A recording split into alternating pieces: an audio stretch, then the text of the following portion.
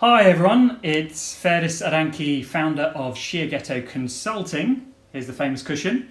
And with you for episode 7 of my vlog series, Startup Life in the Time of Corona.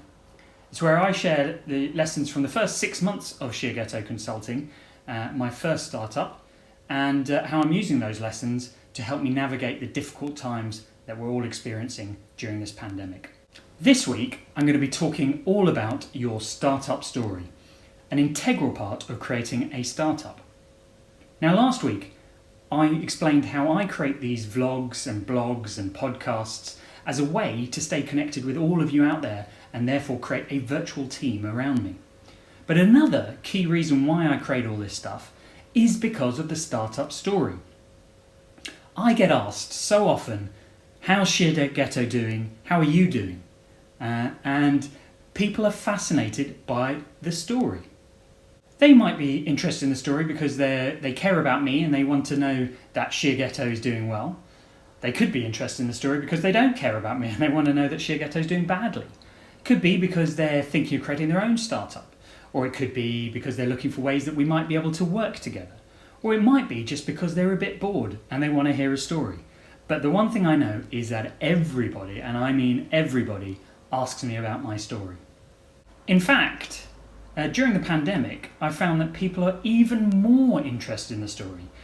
Even though they've got their own worries and concerns, I get asked more than ever, how's it going? And I guess people really want to know how the pandemic is affecting Sheerghetto. Because of this, I have learnt to embrace my story. What does that mean? Well, it basically comes down to 3 things. Own your story, refine your story, and be proud of your story.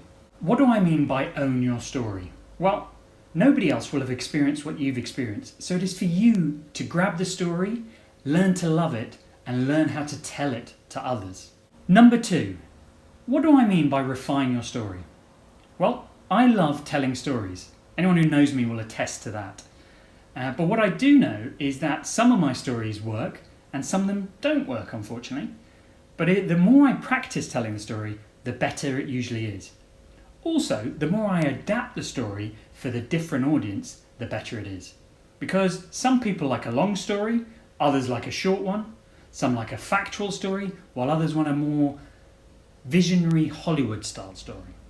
So, refine your story, practice it, adapt it, and you will realise the impact it has goes up and up and up.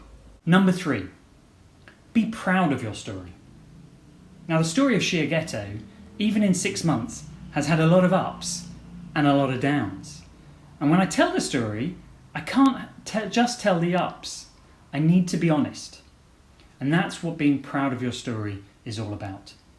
Without the downs, you wouldn't be the company you are. You wouldn't be the person you are.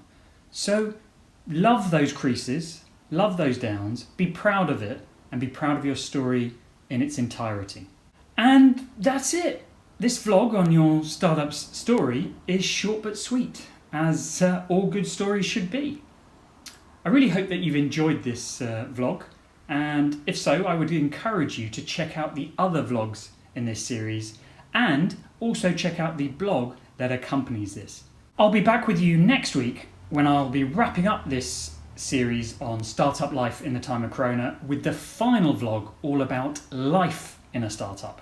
So please join me then. In the meantime, stay safe, stay sane, stay awesome.